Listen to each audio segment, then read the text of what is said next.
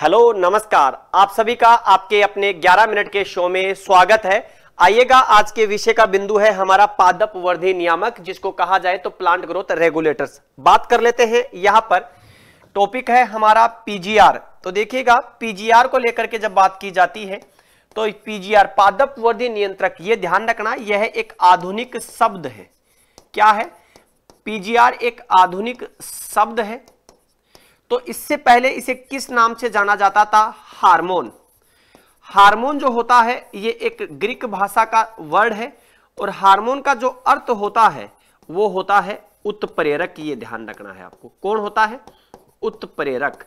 Hormone के बारे में अगर हम बात करें कि हार्मोन के बारे में बताया किसने, तो ये ध्यान रखना अर्नेस्ट स्टर्लिंग और बेलिस ने बताया था। ये ध्यान रखना। तो हम ज्यादातर क्या कहते हैं कि हम कह देते हैं कि स्टर्लिंग ने बताया था, और स्टर्लिंग के साथ में एक और आते हैं बेलिस। ये ध्यान रखना, स्टर्लिंग और बेलिस ने इसके बारे में बताया था। ये हमें ध्यान रखना है। आजकल हम बात करते हैं पीजीआर की। तो यहां देखिएगा, अगर हमें यह पूछा जाए कि पीजीआर क्या है, तो यह भी ध्यान रखना कि पीजीआर जिसको कह सकते हैं क्या है? कार्बनिक पदार्थ है। ये क्या है? ये कार्बनिक पदार्थ होते हैं। ये कार्बनिक पदार्थ होते हैं।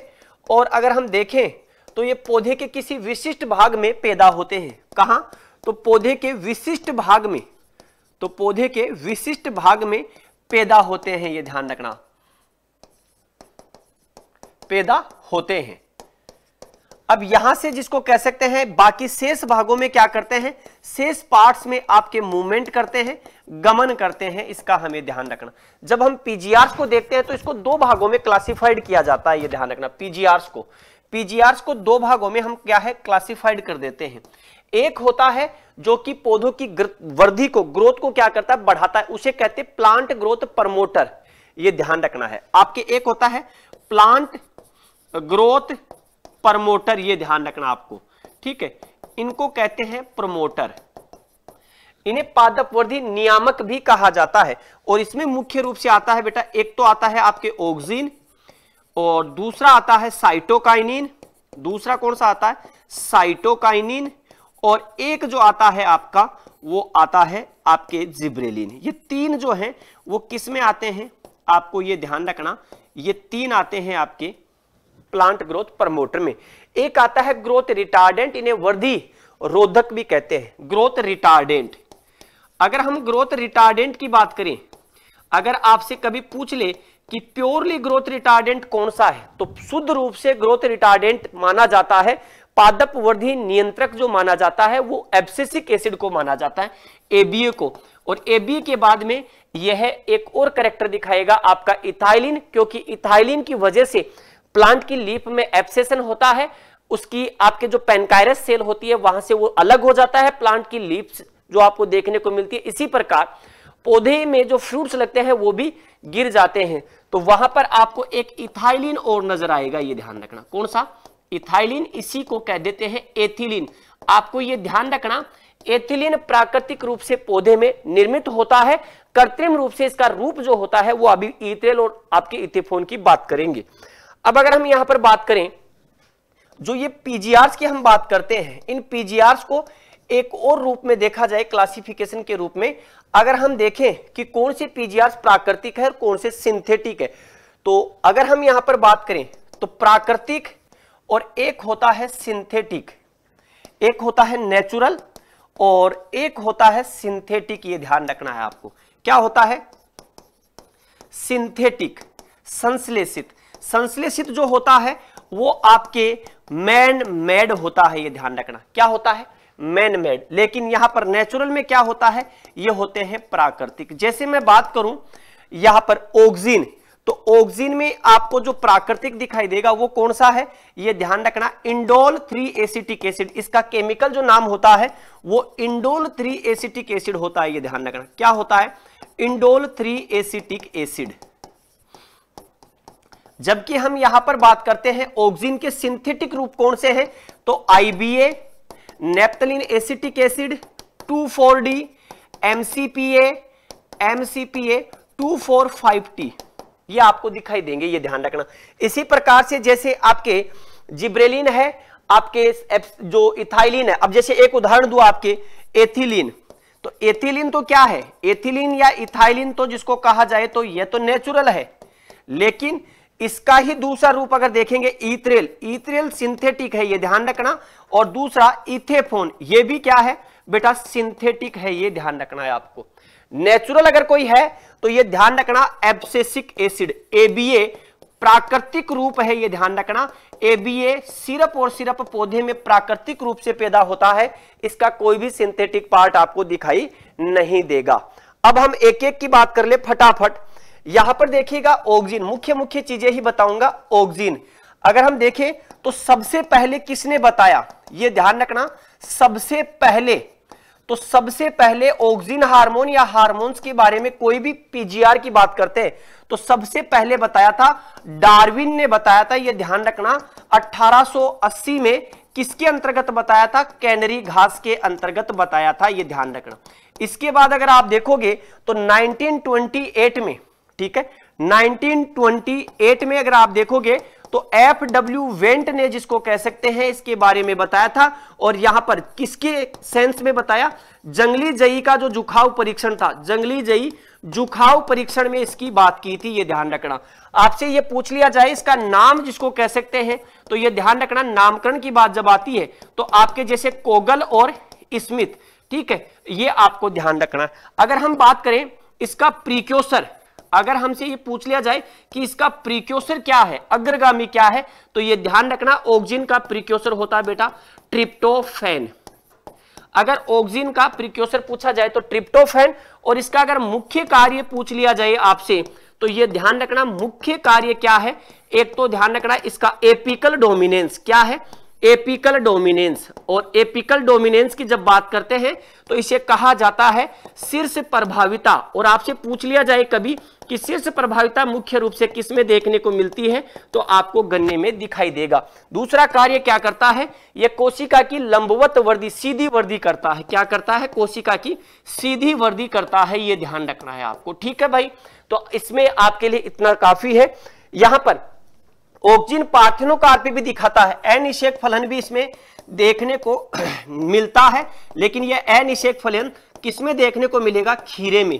आइएगा आगे बात कर लेते हैं, जिब्रेलिन की बात कर लेते हैं। यहां पर देखिएगा किसकी बात कर लेते हैं, जिब्रेलिन की। यहां देखिएगा जिब्रेलिन, अगर हम जिब्रेलिन की बात करते हैं तो देखिएगा जिब्रेलिन के बारे में जिसको कह सकते हैं किसने बताया, 1926 में जापानी वैज्ञानिक है कुरोसोवा।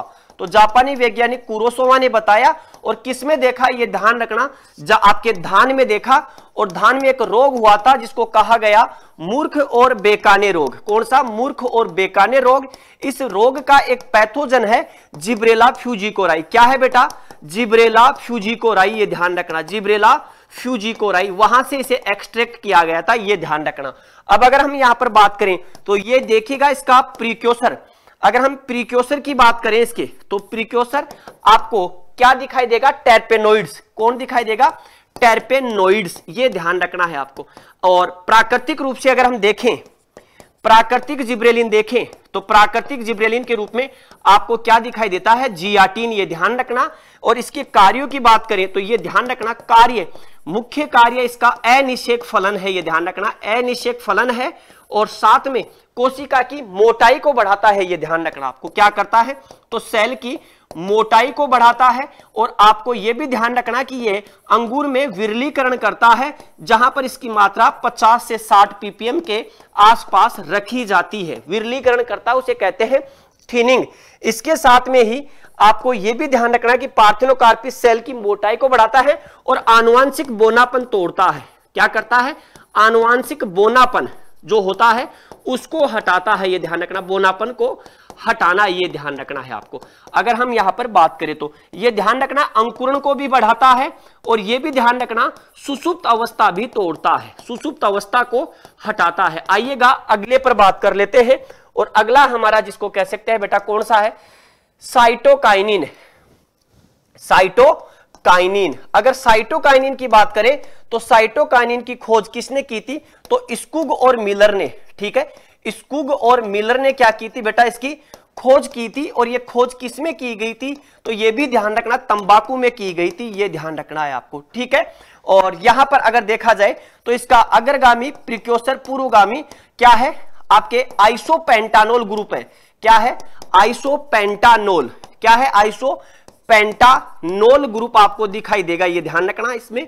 और यहां अगर देखें तो साइटोकाइनिन की जब बात की जाती है तो इसकी कार्यों की बात करें तो कार्य ध्यान रखना मुख्य रूप से क्या करता है, सेल डिवीजन का कार्य करता है। साथ में ही ध्यान रखना इसी में देखने को मिलता है रिचमंड लोंग प्रभाव। क्या देखने को मिलता है, रिचमंड लोंग प्रभाव। आप कहेंगे रिचमंड लोंग प्रभाव क्या है, तो यह ध्यान रखना यह क्लोरोफिल जो होता है, क्लोरोफिल को बनाए रखता है, क्लोरोफिल को बनाए रखता है। और इसका मतलब क्या हो गया, इसका मतलब ये हो गया ये पादपों की क्या करता है बेटा, उम्र को बढ़ाता है, ये ध्यान रखना। समय हो रहा है, फटाफट चलते हैं, उम्र को बढ़ाता है, ये ध्यान रखना है आपको। कौन, सेल डिवीजन। इसका प्रयोग आप प्लांट टिश्यू कल्चर में भी करते हैं। आइएगा, इसके बाद में आता है आपका जो दूसरा जो अगला है वो आता है साइटोकाइनिन के बाद में। जैसे हम बात करते हैं एथिलीन की, एथिलीन, ये ध्यान रखना एथिलीन की जब बात करते हैं तो एथिलीन की खोज जो होती है, ये ध्यान रखना इसके बारे में 1910 में जिसको कह सकते हैं किसने बताया था, कजिन्स, एच कजिन्स ने भी बताया था इसके बारे में, कजिन्स। और दूसरा जिसको कह सकते हैं 1934 में इसके बारे में किसने बताया था, गेने ने बताया था। लेकिन इसे पादप हार्मोन का दर्जा कब दिया गया, तो 1969 में दिया गया। ध्यान रखना यह एकमात्र क्या है, गैसीय हार्मोन है, एकमात्र गैसीय हार्मोन है। और यहां अगर हम बात करें इसके प्रिक्योसर की तो यह ध्यान रखना प्रिक्योसर यानी कि अग्रगामी की जब बात करते हैं तो अग्रगामी कौन होता है, मिओलोनिक, आपके सॉरी मीथियोनिन जो होता है इसका, मीथियोनिन एमिनो एसिड इसका क्या है, प्रिक्योसर है। और इसको दूसरे नाम से अगर देखा जाए तो इसे क्या कहा जाता है, फल पकाव हार्मोन कह देते हैं। क्या कहते हैं, फल पकाव हार्मोन। मुख्य कार्य क्या है, तो मुख्य कार्य यहां पर ध्यान रखना फलों को पकाना कृत्रिम रूप से। तो कृत्रिम रूप से फलों को पकाने में इसका प्रयोग किया जाता है और नेचुरल रूप से फल में आपको दिखाई देगी। साथ में ही इसे क्या कहते हैं, एंटीजिरेंटोलॉजिकल, ध्यान रखना एंटीजिरेंटोलॉजिकल, जिरेंटोलॉजिकल हार्मोन के नाम से भी इसे जाना जाता है। यानी कि ये क्या करता है बेटा, उम्र को कम करता है, कम करता है। आइएगा, अंतिम जो पार्ट है इसका वो आता है एब्सेसिक एसिड। एब्सेसिक एसिड की खोज जिसको कह सकते हैं, तीन वैज्ञानिक है, लू एंड कांस, ठीक है, लू एंड कांस, ओहोकुमा जिसको कह सकते हैं, ठीक है, लो ओहोकुमा, और एक है आपके जिसको कह सकते हैं ल्यू और कांस, ओहोकुमा और फोन कोर्थ जो होता है, फोन कोर्थ जो होता है, ये तीन वैज्ञानिक, इन्होंने एक रसायन खोजा B1, B2 और एक जिसको कह सकते हैं पोर्नखोर्थ ने, आपके पोर्नखोर्थ जो होता है कार्नफोर्थ, कार्नफोर्थ है इसका नाम, ठीक है, कार्नफोर्थ। कार्नफोर्थ ने जो खोजा था वो आपके सिकामोर की पत्तियों में क्या खोजा था, आपके डोरमीन, ठीक है, किसकी खोज की थी, डोरमीन की, ये ध्यान रखना, किसमें खोजा था, सिकामोर में। लेकिन ये तीनों चीजें क्या थी, एक ही थी, जिसे क्या कहा गया, ABA। अब देखिएगा ABA को क्या कहते हैं, आपके एंटी जिब्रेलिन, क्या कहते हैं बेटा इसे, एंटी जिब्रेलिन कहते हैं, ये ध्यान रखना, इसे एंटी जिब्रेलिन कहते हैं। इसे स्ट्रेस हार्मोन भी कहते हैं, क्या कहते हैं इसे, स्ट्रेस हार्मोन भी कहा जाता है, ये ध्यान रखना। और ये क्या करता है, ये अंकुरण का विरोध करता है, अंकुरण को क्या करता है, रोकता है। और ये क्या करता है, सुषुप्त अवस्था को बढ़ाता है, ये ध्यान रखना, क्या करता है, सुषुप्त अवस्था को क्या करता है, बढ़ाता है, ये ध्यान रखना आपको। ये क्या करता है, पौधे को प्रतिकूल परिस्थितियों से, प्रतिकूल परिस्थितियों से क्या करता है, ये ध्यान रखना, प्रतिकूल परिस्थितियों से बचाने का कार्य करता है, उसे बचाता है, ये ध्यान रखना है आपको। स्ट्रेस, इसीलिए इसे स्ट्रेस हार्मोन कहा जाता है, ये ध्यान रखना है। तो ये ABA के मुख्य कार्य थे। इसके अलावा अगर हम ग्रोथ रिटार्डेंट में बात करें तो ध्यान रखना ग्रोथ रिटार्डेंट में मेलिक हाइड्रेजाइड और साइकोसेल, क्या है, साइकोसेल, आपके AMO 1615 और ये ध्यान रखना M115, ये आपके सारे के सारे ग्रोथ रिटार्डेंट है। तो ये हमारा 11 मिनट का शो था। एक पिछली क्लास में शायद गलती से थोड़ा सा मिस्टेक हुआ, MSP 24 फसलों पर नहीं, MSP 23 फसलों पर दी जाती है, जिसमें से एक crop FRP fair remunerative price होता है, वो गन्ने पर मिलता है, ये ध्यान रखना। कैसा लगा शो जरूर बताइएगा। अगले किसी वीडियो पर अगर आपको चर्चा करनी हो तो वो भी जरूर बताएं। सभी को राम राम, जय हिंद, जय भारत, बेस्ट ऑफ लक।